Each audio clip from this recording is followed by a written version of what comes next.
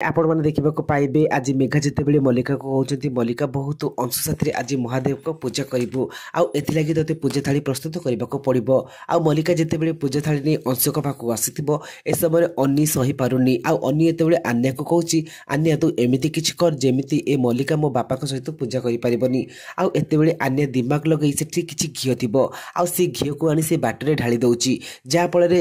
मल्लिका से घी उपर पाद पकई कचाड़ी हो पड़ुची आ मल्लिका एमती पड़ा देखि परिवार लोक समस्ते व्यस्त हो पड़ती आ समस्ते मल्लिका पाखक धाई आसबे आते मल्लिकार एक कथा शुणी मेघा कहते आए तोर एमती अवस्था किए कला आ बाटर घी किए ढाला आते शालिनी कहूँ बाटर घी किए भी ढाली पारे बाटर केवे दोष ही न थाए बाटर दोष नथिले कौन हम ए मल्लिकार तो एमती ही अभ्यास थाए आर सी केवे भी बाट देखि चलेनी एमती कही से मल्लिका आ मेघा को बहुत कथा कहती एत झिलमिल कहे अपा महादेव भी चाहूना ए मल्लिका भाई सहित पूजा करू बोली मत लगुच आज भाई सहित तमें ही भगवान को आरती कर